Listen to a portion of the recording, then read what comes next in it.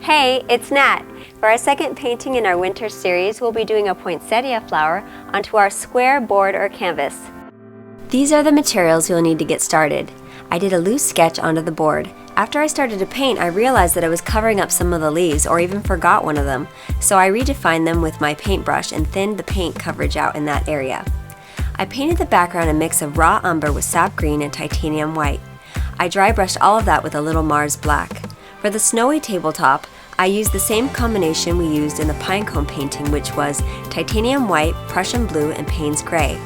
I went back over and dry brushed the background with a sap green and titanium white mixture. For the back leaf, I used sap green with raw umber and Payne's gray and varying amounts of titanium white. I went over that with raw umber for the leaves' veins. Since this leaf was closer, I decided to put a little more definition into it. At first I mixed cad red with white for the veins, but then I realized it looked too pink, so I wiped it off and did that same mixture with cad yellow. I went over all of that with a lime green, which was titanium white, sap green, and cad yellow.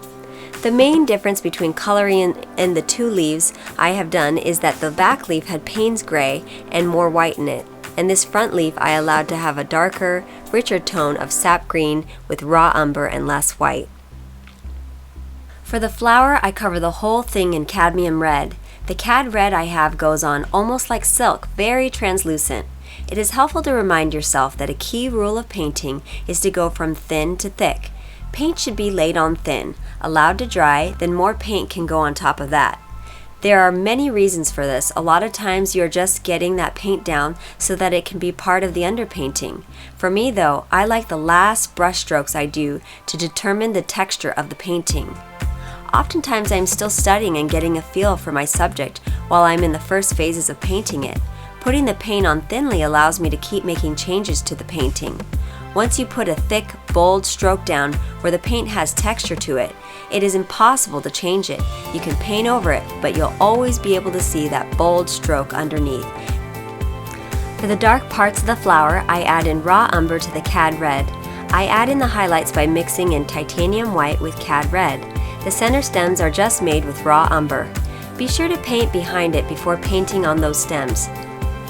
I go over all the highlights with cad red, which works well because the cad red is translucent enough to still show the highlights that I did.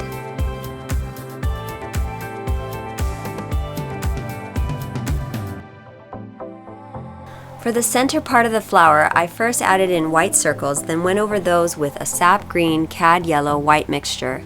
I then did little dots in each of them with cad red and then stroked outwards. I remember when I took my first painting class, I was always really nervous to put more paint on. As soon as I would get my painting to look somewhat decent, I would want to call it done, not wanting to push my luck. What I have noticed though about some of my very favorite painters is that they push it.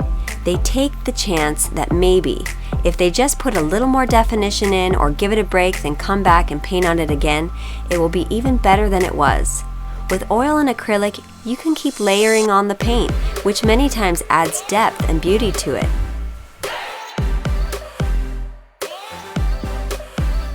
I went ahead and I painted the edges black like I did with the pinecone painting to match. I do have one tip though. Set it on top of a jar like this. That way it'll give the edges a good chance to dry. I set it like that overnight and it was very dry and nice and strong in the morning.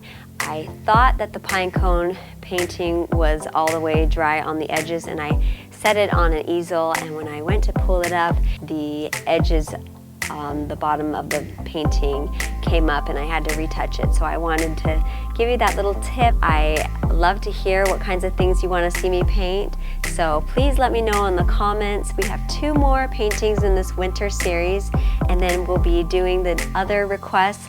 I had one request to do a watercolor, so we can do that, and another one to do a lighthouse painting, so I'm looking forward to that.